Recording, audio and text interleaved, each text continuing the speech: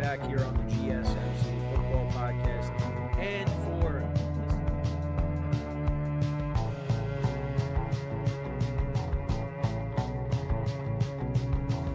all right, and we are back here on the GSMC Football Podcast. And for the final.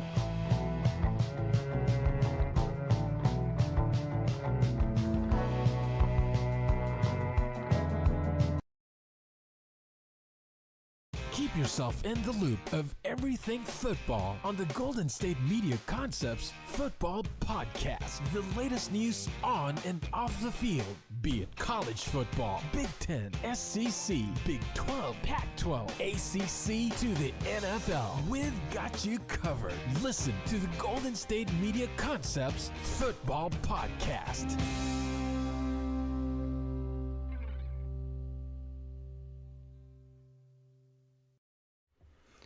Oh, and my camera is not working. Hey everybody. Not what I thought. My camera again was giving me problems before I started. I did not expect that to happen, but that's not how I wanted to open the show. But yeah. Okay, so it's deciding not to work right now. So just bear with me right here as I try to fix the problem. But welcome, everybody, to another edition of the GSMC Football Podcast, brought to you by the GSMC Sports Network. As always, I'm your host, Kenneth Grunfelder, and it's great to have everybody here on this Thursday, January 11th. We have a lot to talk about on the show today, but before I get into that, I just want to fix my camera, and there we go. It's good. Okay. All right, before I get into that, just want to remind you guys, as always, to tip or donate and get your comments recognized, make sure to go to the following link.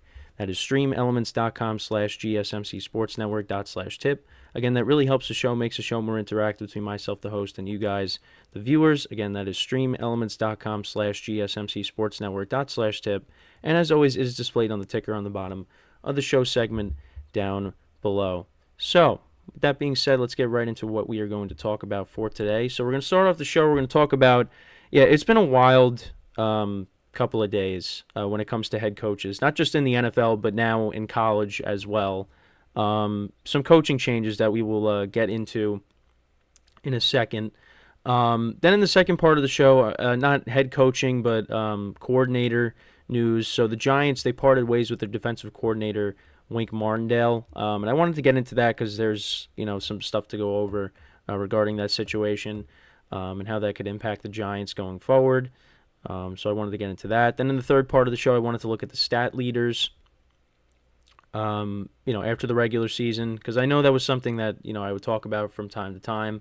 But, it's kind of been a little bit since we did that. So I wanted to look at the final numbers after the regular season regarding, who's the stats leaders and in obviously all the main categories. So we'll get into that. And then in the final part of the show, I want to talk about like the revenge games for this weekend. Because if you go through each game pretty much, except maybe for like one, their teams either played each other this season or there's either a player or a coach facing their former team.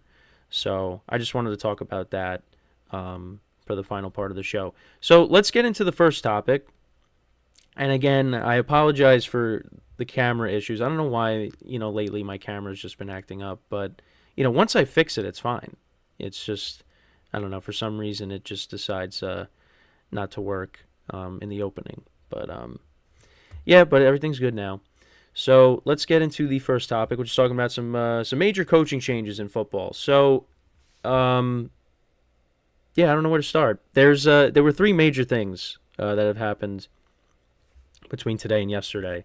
So we had Pete Carroll is now out as the head coach of the Seahawks. And that came as a surprise. Did not expect that. Obviously, Pete Carroll is, one of the older coaches in the NFL. But, Seattle, they just missed out on the playoffs. Even with the changes that they've gone through, particularly at quarterback. Seattle, they made the playoffs last year. They fell a little bit short this year. They would have made it if, the Packers lost to the Bears. But they fell a little bit short. But you figured, with what the assets that they were able to acquire in the Russell Wilson trade, that they were going to continue to build this team up. And, yeah, this team was going to, I was saying it that they got to change need to change a quarterback, because I don't think Geno Smith is going to take them to the next level. But yeah, so you thought Pete Carroll was going to be a part of that. Now he still is, because the Seahawks, they do want to keep him in the organization, but he's going to be in an advisor role in the front office. So they want to keep him in the organization, but he's just not going to be on the sidelines anymore. So the Seahawks are going to be looking for a new head coach. And listen, Pete Carroll, he took over, I believe, in 2010, and built the Seahawks up. They ended up, they won the Super Bowl. Obviously, Super Bowl 48, I believe. Yeah, Super Bowl 48. They won 43-8 over the Broncos. And built one of the better defenses you'll ever see. I mean, the Legion of Boom was one of the best defenses I've ever seen in my lifetime. The Seahawks were a competitive team throughout the 2010s, and into, this next decade here. But yeah, they were for the most part, they were always competitive, with Pete Carroll as their head coach. And so his overall head coaching record is 161, 112-1 in the regular season, and 11-11 in the postseason. And he reached the postseason 10 of his 13 seasons as coach. Advanced to the divisional round 7 times, winning 2 NFC championship games, 1 Super Bowl, claiming the number 1 seed twice. Seattle led the NFL in scoring defense for 4 consecutive seasons from 2012 to 2015, becoming the first defense in the Super Bowl era to accomplish that feat.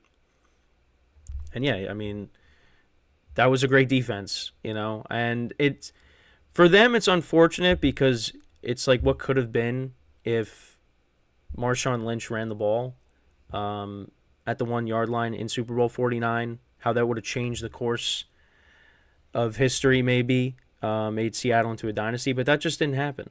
But yeah, so Pete Carroll, he's out, and now we're going to, see what Seattle does with their with their head coaching position now opening up.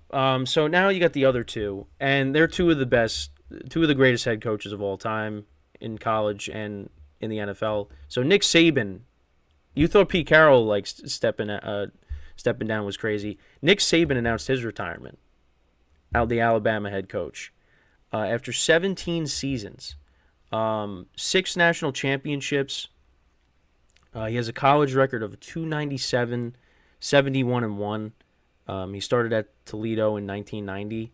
Then he was at Michigan State, LSU, and then obviously he did coach in the NFL for a little bit, but then he was Alabama's head coach. Won titles in 2009, 2011, 2012, 2015, 2017, and 2020. And this one came as a shock too. It really did not see that coming either. And now you see all the Michigan fans are like, yeah, we sent Nick Saban into retirement. Because he was on the McAfee show recently, and he said, because they were asking him about, retirement. And he said, because I'm getting older, I guess, are they going to be here? What did he say? I ask everyone that asks me that question, are you going to be here for 4 years? Some players ask me, when are you going to retire? I look at them and say, can you guarantee me you're going to be here for 4 years? They looked at me like, hell no, I'm not making that promise. I just think it's the way of the world now. So, yeah, I mean, this kind of came out of nowhere. I again, with Pete Carroll, same thing with Pete Carroll. Didn't expect it. He's been kind of one of the staples, in college football for a long time. And now he's retiring. I mean, we've been seeing some big head coaches, in college. Look at Coach K at Duke. Him retiring as well. We're seeing these these great head coaches in college sports. They're starting to leave. And now Nick Saban's the latest of that. I could not. I didn't expect it. It's been a wild couple of days, and it only got wilder today because now you got Bill Belichick and this one though we kind of expected though, with the Patriots and Bill Belichick parting ways. Obviously, like Nick Saban, Bill Belichick is one of the greatest head coaches of all time. if not the greatest head coach of all time when it comes to the NFL. I mean, what the Patriots were able to do for pretty much my whole life since I've been on this planet, it has been remarkable. Obviously, it's been a rough couple of seasons since Tom Brady left, and people question, was it more of Tom than it was of Bill? Yeah, I mean, it's been rough. Now, I think Belichick is going to end up coaching somewhere else. Pete Carroll and Nick Saban, they're not going to be coaching. Belichick's going to go somewhere else. So, we'll see what happens. But he's the only head coach in NFL history with 7 seasons of 13-plus wins. Obviously, 6 Super Bowl championships. I mean, 3 separate dynasties, basically. 2001, 2003, 2004. That was the last team to repeat as champions, was those Patriot teams. Then you had 2014, 2016, 2018, which was when I was watching football. The first set of championships, that was before I started watching because I was a little kid. But now, 2014, 16, 18, that's when I started watching, while I was watching. So, he 12 conference titles, including 3 as an assistant. Seasons with 12. He has 13 seasons with 12 regular season wins, which is an NFL record. 17 division titles. 19, which is the number of postseason berths as a head coach, which is tied with Don Shula for the most all time. 24 seasons as a Patriots head coach. 24 division titles as an assistant and a head coach. 29 seasons as an NFL head coach. 31 playoff victories. I mean, the list goes on and on of what Belichick has done as a head coach. But it's going to continue, obviously. I don't think he's done yet. But it's an end of an era. It really is. Especially with these 3 guys. Pete Carroll, Nick Saban, and Bill Belichick. And also, something that was interesting is the fact that for a while, actually another thing with Nick Saban, so his coaching tenure in Alabama, he had 44 first-round picks and 20 that would go on to get drafted in the NFL, and then to 29 losses. So he had more first-round picks than he did losses, which is unbelievable. I thought I did take a picture of the of what I wanted to talk about, but yeah. So basically, it just showed throughout the 2010s, pretty much, there would be years where Nick Saban and Bill Belichick would be in the national championship and in the Super Bowl. But there was never a year where both of them would win it. At least one of them would win it. I don't know what Instagram account I saw that under. I wish I could find it. I think, did ESPN post it? Let's see. I don't see it. I don't remember what account it was, but it's just crazy how many times they got to their respective championship games. And now there was not one year that they both won it the same year.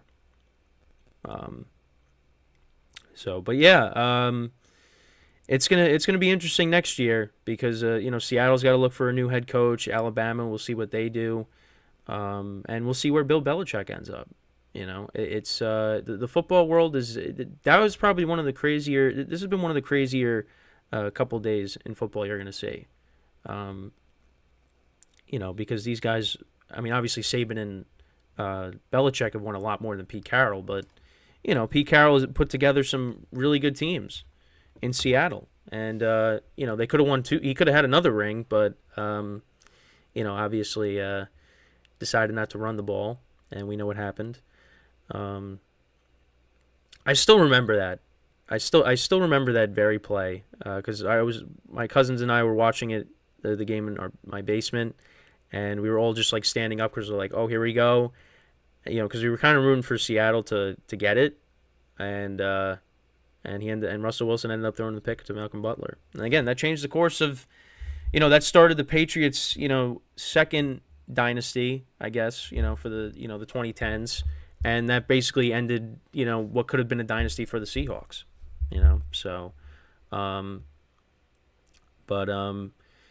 so that's pretty much it with this topic. Let me know what you guys think with these coaching changes, these news when it comes to these three guys, and what was your favorite moment from their times with their respective teams. So when we come back from our first break of the show, I'm going to talk about now a different coordinator change now with the Giants, and talk about that situation when we come back from our first break. So stick around, and we'll be right back here on the GSMC Football Podcast.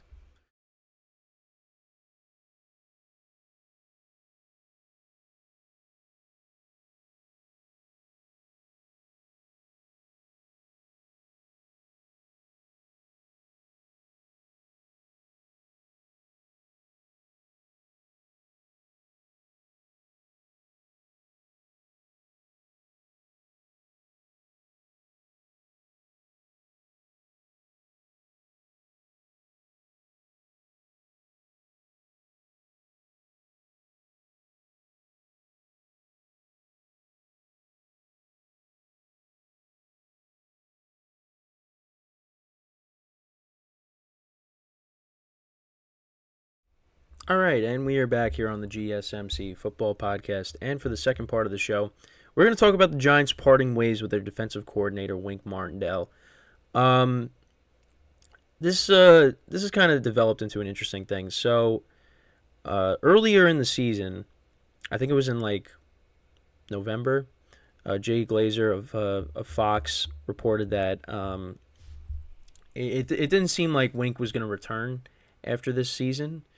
It's been kind of a rocky relationship between him and Brian Dable, it seems. Now I'll be honest, my schedule has been so busy that I really haven't taken a deep dive into the whole situation, because there's just been so many things going on that I really just didn't think anything of it. I'm like, okay, well we'll see what how this unfolds, and then it comes out.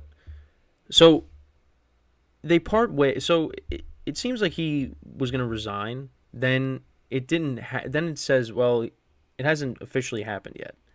Then it comes out that they did in fact part ways.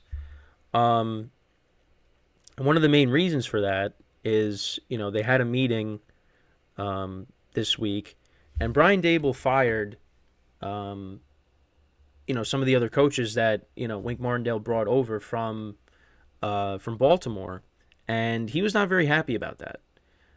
It was said that he was cursing Dable out, and he just stormed out of the building. It just was not. It was not a good look. Yeah. So he fired. So we'll take a look. So Dable, if I can find, what looking at an article on so he fired outside linebackers coach Drew Wilkins, along with his younger brother Kevin, a defensive assistant, and there were some other coaches that got fired as well, and that kind of was like the last straw in this whole thing. And Wink was like, I'm done, and he basically just left, stormed out of the building, and like I said, they cursed out Dable.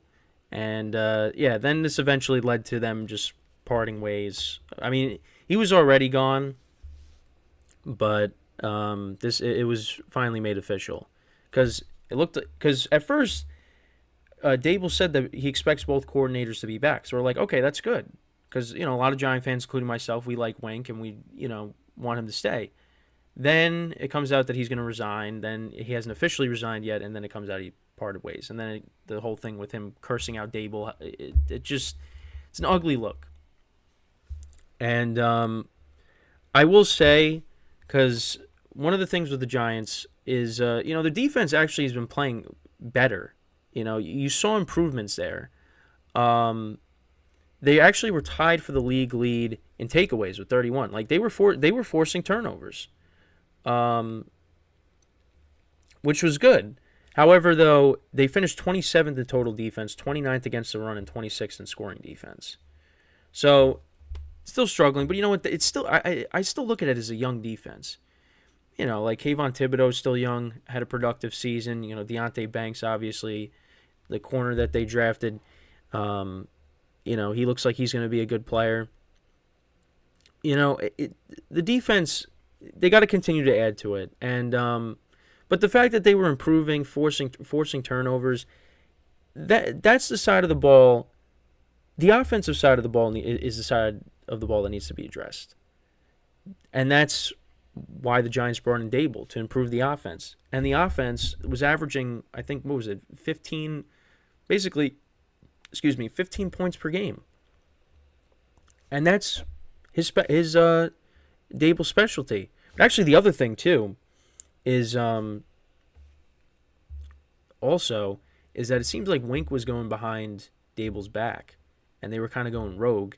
Him and the other coaches, they would be going against Dable. They'd be doing their own thing, which is not right. That part isn't right, because Dable's the head coach. It's supposed to be a team, and they kind of were doing their own thing, calling plays on the defense, and it's not a good look. It's not a good look for both sides. But this has me a little worried, because now, first of all, we'll see where Wink Martindale ends up. But he also has a desire to be a head coach too. But I don't think that's going to happen. But we'll see. But what if now? I know that they said it depends on whether he gets fired or resigned, because then the Giants kind of have control over where he can go. Because the last thing you want is for him to end up with one of your division rivals. Like, look at the Eagles. The Eagles could use Wink. The Commanders could use him. And if Dan Quinn goes and coaches somewhere else for the Cowboys, he could end up there if he's able to. And I don't want that. I don't want our defensive coordinator, who a lot of people like, going to one of our division rivals, because that's just the last thing the Giants need. Even though, again, you look at, like I said, the scoring defense and total defense, they're ranked towards the bottom. But again, forced a lot of turnovers. So yeah, it's not a good situation, and this Giants season has been a mess. Although I will say they were more competitive, these last few games here. And, they crushed the Eagles. They crushed the Eagles, which you love to see. It's about time they did that. But, next year's a new year, a new season. So, I don't know. Everything gets reset, I don't know who they're going to bring in. We'll just have to wait and see. But, it's kind of disappointing. Because last year, you had Mike Kafka and Wink Martindale. They were both interviewing for head coaching positions. And myself and my other friends who are Giant fans, we didn't want them to leave, because the Giants just came off of a season where they made the playoffs. They exceeded expectations. And the last thing we need is for the coordinators to leave, after this season. And then now you got to look for other coordinators to fill in those spots. And thankfully, they stayed, although it really didn't matter because this season turned out to be a disaster. But still want them to stay. More so Wink. But that's not the case now. And I don't know what specifically, led to all this. But it just seemed like the falling out, it's been like this for a while. But then you also look at, on one of the radio stations here in New York, I believe it was Adoree Jackson. He said everything was fine between Dable and Wink. But again, that's just his side of the story. We don't really know. But it's just it's unfortunate that it had to happen. Hopefully, hopefully he doesn't end up with a division rival. We don't need that. Like I said, the Eagles and the Commanders could use a defensive coordinator like Wink. But yeah, so the Giants will be looking for a new DC. And, hopefully it's someone that can come in and continue to help this defense improve and develop these young players, and, we go from there. But yeah, it's not a good look. It's not a good look for the Giants. Because, what the Giants have been dysfunctional for a while now. That Super Bowl was ages ago. And it just seems like when you think that they are starting to get out of it, they take a big step back. And what I've said on previous shows, they're a team of, what did I say? Well, I said they're a team of ifs. That's what they are. Like if this happened and this happened, then they, with a lot of their games, it's been like that all throughout the 2010s and into now this next decade here. Last year it was a nice year. Giant fans, including myself, finally got a break from just the pain and misery of just winning 4 games a season. Head coaches come and go constantly. General managers. And it seemed like they got it right. And I still think that they did. But this right here, this situation, does make me pause and say to myself, we'll have to wait and see. Because Dable, for me, went back to square one. Because in the beginning of the season, getting blown out by Dallas, I mean, it's just, the offense just was terrible to start the season. But also the other thing you got to look at too is the offensive line injuries. But you know what? Teams deal with injuries all the time. So I don't want to make that excuse every year, but you got to factor that in. And then they finally started to get it going, but it was it's too little, too late. And now they got to look for a quarterback. They got to fix this offensive line. You still got to improve the defense as well. But now you're going to have to find another coordinator. So that just adds on to that. So, yeah, it's this is just the latest in Giant news that you don't want to hear. Is things like this. I mean, when you got a coordinator now cursing out your head coach and walking out of the building, it's not good. It's not good. So we'll see. Like I said, we'll see where Wink ends up. We'll see what the Giants do. But this was just something I wanted to talk about just because it really was a big topic, at least here on the East Coast. Obviously, the stuff I just talked about with the head coaches, retiring and stepping down and parting ways, that was more important. But this I just wanted to talk about just because what, like the fact that Wink was conspiring with his other coaches to go against Dable, in the game plan, I'm assuming, and just that Dable just fired his assistants, and he cursed them out and left the bill. It's just, there was a lot, and again, this has been going on for months now. But when the news came out that Brian Dable expected both of him and Mike Kafka, the offensive coordinator, to be back, it was a sigh of relief because you're like, okay, that's good. And then it didn't even last a day. So, yeah, it's a messy situation. But let me know what you guys think about this situation for the Giants. Is there anybody out there? I know, I think at least in my sports chat with my friends, they're like, oh, bring in Antonio Pierce. Well, if he ends up being the Raiders coach, that's not going to happen. But I wouldn't be opposed to that, because the Raiders, they could probably say, yeah, we'll try to get Jim Harbaugh or some other big name and not keep Antonio Pierce. But we'll see. But before I go into the break, I just want to remind you guys once again to tip or donate and get your comments recognized. Make sure to go to the following link. That is streamelements.com/GSMCSportsNetwork./tip. Again, that really helps the show, makes the show more interactive between myself, the host, and you guys, the viewers. Again, that is streamelements.com/GSMCSportsNetwork./tip. And as always, it is displayed on the ticker on the bottom of the show segment down below. So, when we come back from our second break of the show, we're going to talk about the stat leaders. I'll go through each category, where everything, where everybody finished in the big categories. And that's what we'll do when we come back from our second break of the show. So stick around, and we'll be right back here on the GSMC Football Podcast.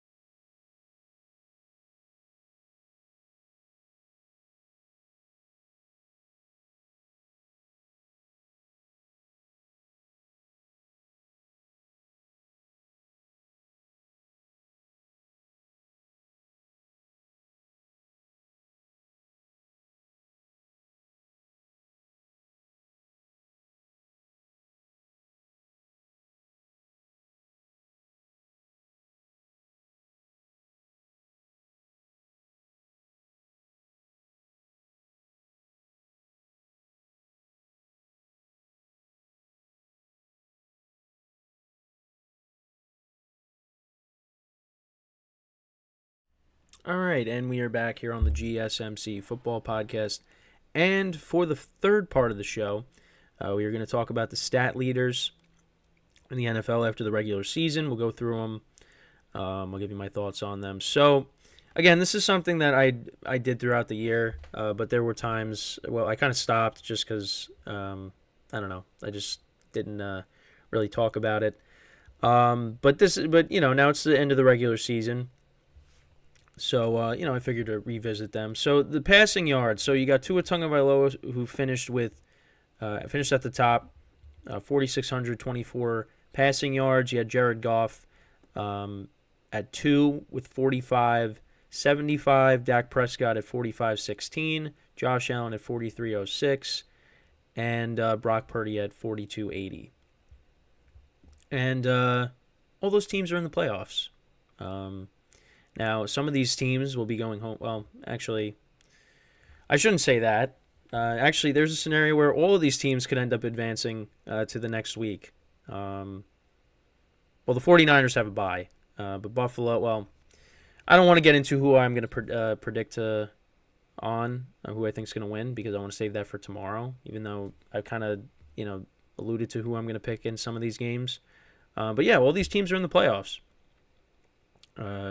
When you're looking at these quarterbacks. And then you go to passer rating, except the Vikings. Kirk Cousins ended up still being third in passer rating, even though he missed, a big chunk of the second half of the year. But Brock Purdy, he ended up being the leader in passer rating at 113. Dak Prescott had a 105.9 passer rating. Kirk Cousins 103.8. Lamar Jackson 102.7. And which is a popular radio station here on the East Coast where I am. And then Tua Tagovailoa, 101.1. So, yeah. Again, all those teams, except for the Vikings, all of those teams, all of those quarterbacks are on playoff teams. And it really just makes you wonder what kind of season Kirk Cousins would have finished, like what his final stats would have been if he didn't get hurt. And I'll be honest, I think if he doesn't get hurt, Vikings are probably playing this week. But, injuries really just ruined this season. But it's a part of the game. But I don't know. But again, that was a non-contact injury too. It's just really injuries really stink. That's just the bottom line. So then we go to rushing yards. Christian McCaffrey obviously was the leading rusher. He finished with 1,459 rushing yards. Derrick Henry led the AFC in rushing yards. He had 1,167 rushing yards. Kyron Williams had 1,144. James Cook had 1,122. And DeAndre Swift had 1,049. Yeah, and listen, Derrick Henry, at times there were some rough games for Derrick Henry. But listen, he's still able to get over 1,000 yards rushing, and we'll see where he ends up next year. I know that there was some talk of maybe some speculation that I saw at least on social media, but it's speculation that maybe Dallas is a possibility. I really hope not. As a Giant fan, if he went to Dallas, because you got to remember, now I think it has more to do with the injury than anything else, but they had a nice combination with Pollard and Ezekiel Elliott. Like, Zeke would get those short yardage gains that they needed, be the goal line back, a good change of pace. And then you had Pollard last year, who was one of the most explosive running backs, in the NFL. And then he got hurt in the playoff game against the 49ers. So I honestly think next year Pollard's going to be better. I think he'll be better. But I think they also need to get... Now, they have running backs there, Deuce Vaughn, and Dowdle as well. But I don't know. I feel like, listen, you get Derrick Henry in there. I don't think that's a bad move. But maybe they don't want to do that. And I'm not saying he's going to be the lead back, but at least, be the change of pace back. to kind of fill in that Zeke role. But I don't know. I don't know if Dallas would do that, but we'll see. I hope not. So Tyreek Hill ended up finishing with 1,799 receiving yards, so he doesn't get to 2,000. If he doesn't get hurt, probably ends up maybe getting it, but yeah, he fell a little bit short. And then you had CeeDee Lamb, who had 1,749. I mean, what a great season that CeeDee Lamb put together. He was a monster this year. And, now we'll see what he does in the playoffs. We'll see what Tyreek Hill could do against his former team this weekend. We'll see what CeeDee Lamb does against the Packers. You got Amon-Ra St. Brown. He finished with 15 receiving yards. One of the most consistent wide receivers in the NFL. We'll see what he does against the Rams. Puka Nacua finishing with 1,486 receiving yards. Again, I mean, he came out of nowhere. I honestly I'd never heard of him until this year. He was one of the best waiver wire pickups in fantasy.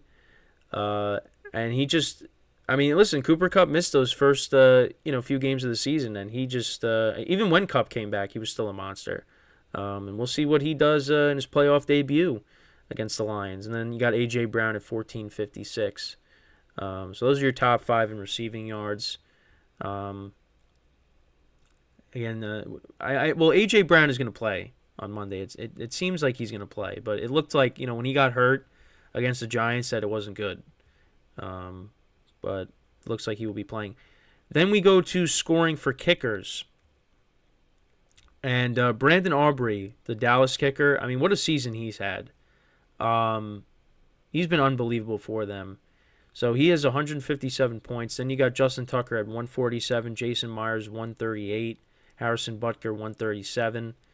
Kind of needed a few more points there to, get me into my fantasy championship. But let's not talk about that, even though I just brought it up. And then you got Cairo Santos of the Bears at 136. So those are your kicking stats. Then your sack leaders. So I almost said J.J. Watt. T.J. Watt, 19 sacks. Unfortunately, will not be playing this weekend in Buffalo, which I talked about yesterday, which just really hurts the Steelers. But yeah, another great season for him. Josh Allen, the Jaguars, 17.5 sacks. Trey Hendrickson, 17.5 sacks. Khalil Mack, 17 sacks. And Danielle Hunter of the Vikings with 16.5. So those are your sack leaders there, the top 5. Then interceptions. You got Deron Bland, the Cowboys had broke the record for pick sixes in a single season.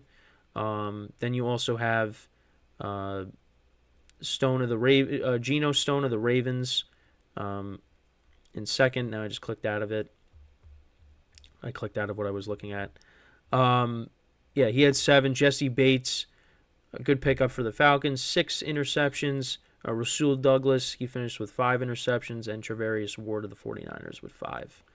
And then tackles, Bobby Wagner, 183 tackles for the Seahawks. Zaire Franklin, 179. Alex Singleton of the Broncos. Aluakun of the Jaguars, 173 tackles.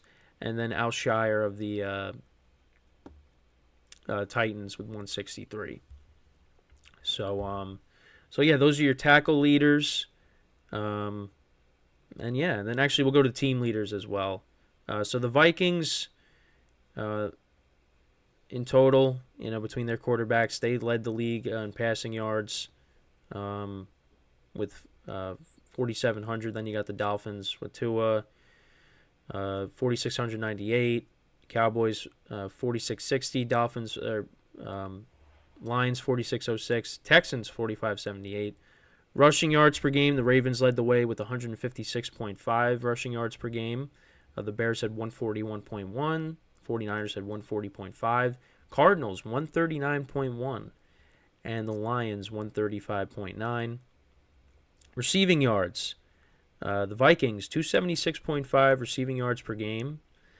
Dolphins, 276.4. Cowboys 274.1, Lions 270.9, Texans 269.3.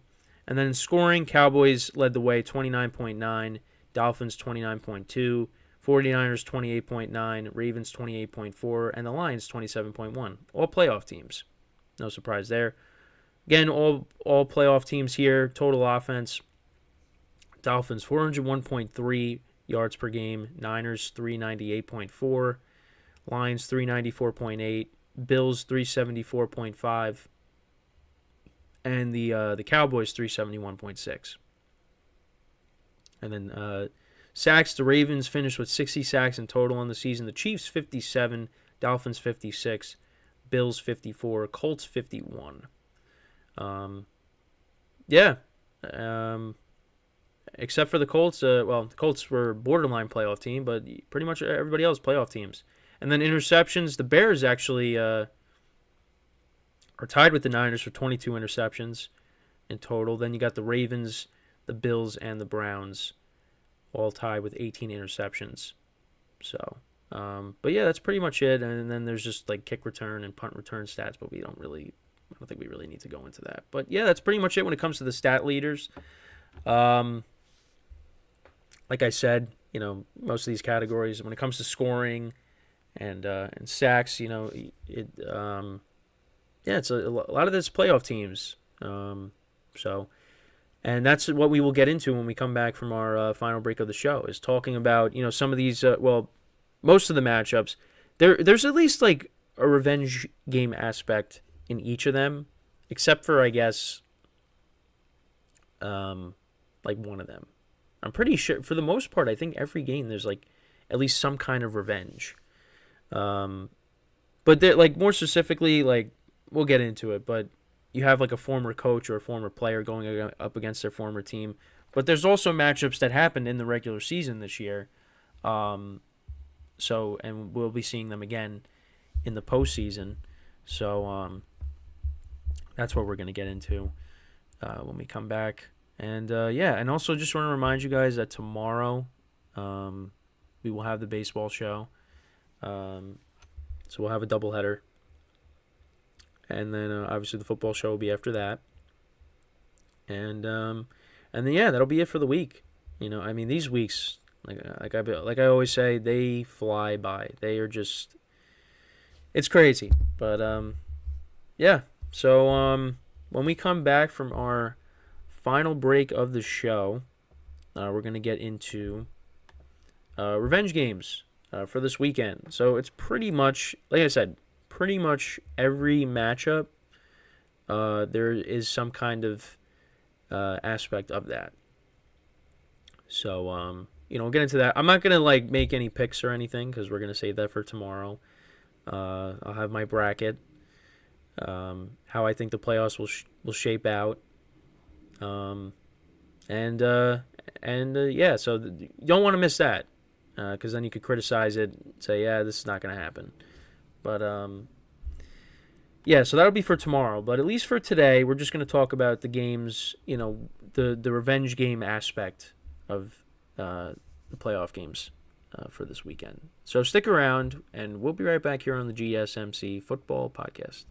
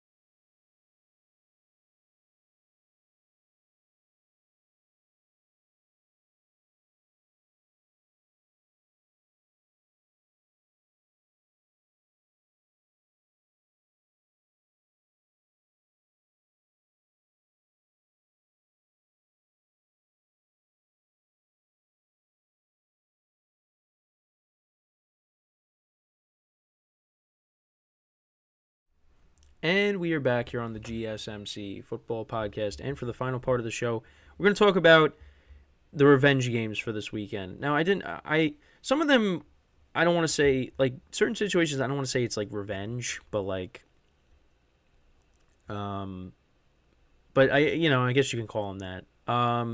So pretty much every playoff game, except for the only one I really can't say it for is the Bills and the Steelers. Because, I mean, unless you want to count last year's 38-3 loss, there's no really like revenge factor in this game, unless I'm missing something. But every other game you could look at and say, oh yeah, this is kind of a revenge game. Because you start off with the two games on Saturday, and these were both games that were played in the regular season. Same thing with Monday's game. The Browns and the Texans played back in, week 15? No, week 16. And the Texans lost that game to the Browns. That was 36-22, the final score. Case Keenum was the quarterback. But now they're going to have Stroud for this game, it's going to be a completely different game. And this is one of the better games of the weekend, in my opinion. So there's kind of a revenge game factor there. And, now the Texans, they got their quarterback for this game. And, we'll see how that changes. We'll see how that affects the game. Of course, I mean, I think Stroud is going to play really well. But they're going up against January Joe Flacco, man. I can't believe it. It's crazy. And you know what? I'm going to feel bad for whoever loses this game. Because that's the thing. When it comes to the NFL playoffs, I feel bad for, most of the teams that get eliminated. There's a couple of them where if they lose, I don't care. I'll be happy. But at least when it comes to this game, if the Texans do end up losing, or if the Browns with Flacco, because it might be the last time you see Flacco, it's gonna stink. Because I do want to see Stroud go far in the playoffs, and the Browns, it's been a good story, So this game is conflicting. But there's the Texans, they want to say, listen, we got our quarterback now for this game, so let's see how it goes. But it's going to be a good game. And then the night game, the Dolphins and the Chiefs played each other already this year in Germany, and they lost that game. The Dolphins lost that game, and now you got Tyreek Hill on top of that, returning to Arrowhead. So the Dolphins, they're going to want to avenge that Germany loss, and Tyreek Hill's going to want to show, the Chief fans, hey, remember me? So it's, even though it's the temperature right now, it's going to be 10 degrees. It's going to be cold. So it's going to be a tough game for the Dolphins. But that's another revenge game factor right there. It's Tyreek Hill making his return to Arrowhead for the first time since he was traded. Then on Sunday, we talked about the Steelers and the Bills. There's no really revenge factor going into this game. Not that I can think of. But then the other two games, you got Mike McCarthy taking on the Packers, and he was obviously their former head coach. This will be the first time they play each other in the playoffs. Well, this is the first time he's playing his former team in the playoffs. I mean, they did play each other last year, and the Cowboys actually, should have won that game, but Dak Prescott threw a bunch of picks. Aaron Rodgers obviously was still the quarterback. Christian Watson had 3 touchdowns in that game.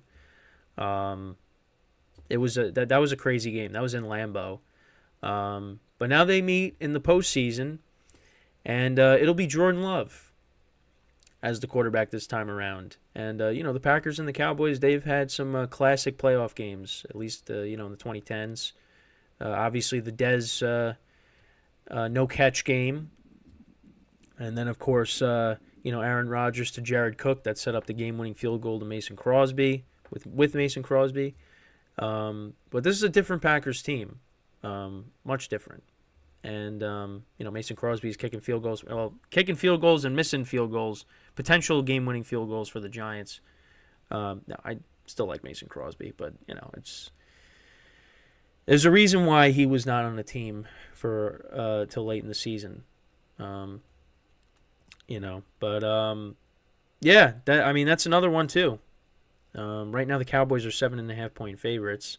But yeah, this is going to be an interesting game, hopefully, because Jordan Love is coming in playing some good football. But yeah, Mike McCarthy will be facing his former team in the postseason. I don't want to get into the specifics of the game, even though I probably still will. But yeah, so that's another revenge game. But then this is the best one. The Rams and the Lions. Matthew Stafford making his return to Detroit for the first time since he was traded. Now again, they have played each other. He's played the Lions already. But now this is the first time he's going back to Detroit. And the other thing too is I feel like this is not getting talked about a lot because everybody's just focusing on Stafford. But this is more of a revenge game for Jared Goff. The Rams said, you're not the best chance. You don't give us the best chance to win a championship. So we're going to go and get another quarterback that will give us that chance. So they traded Goff. They get Stafford. They win the Super Bowl. And you know what? Give Jared Goff credit because this team was like 1-6 last year. They ended up finishing 9-8. Barely missed the playoffs. Then you make the playoffs this year. You bring home a division title for the Lions for the first time since 1997. No, 1994. Listen, Jared Goff has done a nice job since taking over as a starting quarterback for the Lions. He is the starting quarterback going forward. This is a revenge game for him. This is not a revenge game for Stafford. Jared Goff is going to want to show to the Rams in a big spot here. Prime time, Sunday night, that you made a mistake. Well, it's kind of too late. Well, even though it's kind of too late for that because Stafford won the Super Bowl. But he could at least show them, like, watch what I can do with my new team. Because, I mean, the first time they played, this was back in 2021, the Lions weren't good. But Dan Campbell took over. Well, that was Dan Campbell's first year. But then, they've built a solid team there. Really good offense. Nice 1-2 punch at the running back position. Young receivers. They're going to be without Sam Laporta, which is huge. But this is going to be a good game. This is going to be one of the best games of the weekend. And it's a Sunday night game, so it doesn't get any better than that. And I will be locked into that. But this is going to be another game where I'm going to feel bad for whoever goes home. Because I like Dan Campbell a lot. But we'll see. It's going to be a tough game for both teams. So yeah, but I think this is a revenge game for Goff. For Stafford, yeah, he's facing his former team, but I don't look for him getting revenge on the Lions. I mean, Stafford wanted to get into a better situation, and he ended up doing that because they ended up winning the Super Bowl. So, all right, and then for Monday, I mean, this is kind of just revenge game for the Bucs because the Eagles they beat them earlier in the season 26-11. But things changed since then, or 25-11. Sorry. Yeah, things have changed. The Eagles are kind of in a free fall right now. The Bucs are playing good football, and then the last 2 weeks, I don't know what's been going on with their offense, but that has me concerned a little bit going into this. But listen, this is going to be a tough game, and listen again. I think the Bucs, them being at home, and the way the Eagles' defense has been playing, I think they'll put together a better offensive showing than they have had in the last 2 weeks. But I don't know. This game's a tough game to pick right now. So, but pretty much every game, except for really the Steelers and the Bills, there's some kind of revenge factor in the game. So we'll see how it goes. But I'm really excited for these games. I feel like every game is going to be, I don't want to say every game, but I could definitely see a scenario where every game is competitive, because the Texans can put up a lot of points. now that they got their quarterback for this game in Stroud.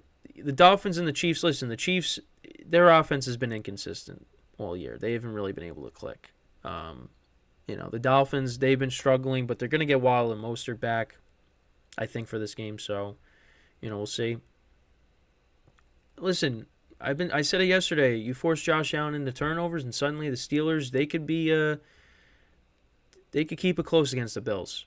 But we'll see.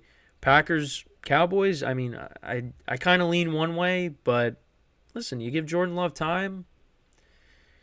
We've seen teams move the ball against Dallas's defense. So, it's possible. But I think, Dolphins, Rams, Lions is evenly matched. I think that game has the potential to be a shootout. If the final score ended up being like 38-35, that'd be insane. I would love to see that. Because that has the potential for that. Eagles Bucks. I think that game could be competitive. Because the Eagles, they're in a free fall, like I said, and the Bucks, I don't trust them entirely.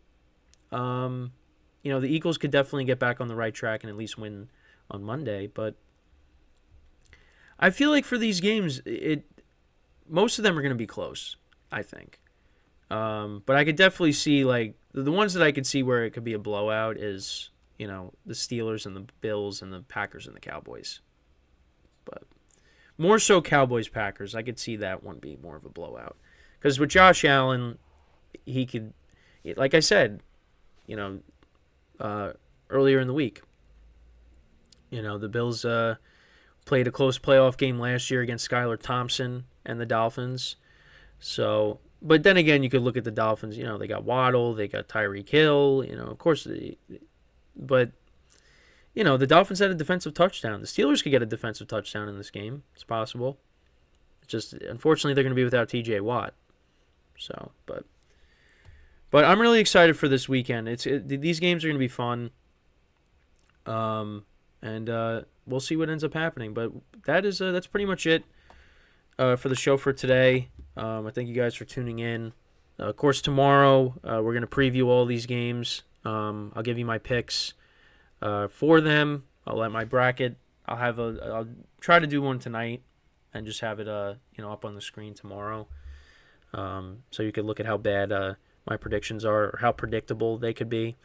But yeah, I'm looking forward to it, and just got to enjoy it because it's going to go really fast. And then, we're going to have, no NFL stuff. Well, of course, then the draft is going to come up soon and, the schedule comes out, So obviously when that all happens, we'll cover it. But there's going to be a little bit of some downtime where it's, going to have to get creative with things to talk about. But with the NFL, there's always things happening for the most part. So, but yeah, just enjoy the playoffs and, try not to let it go fast.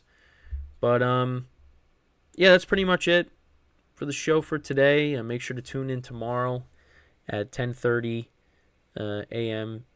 Eastern Time. I feel like I said, I think I said before 11 a.m. Eastern Time in the show now that I think about it. I did it again. But 10:30 a.m. Eastern Time, make sure to tune in for the football podcast. The baseball podcast, that'll start at 9 a.m. Eastern Time tomorrow. So make sure to tune in for that, update you guys on what's going on in the offseason.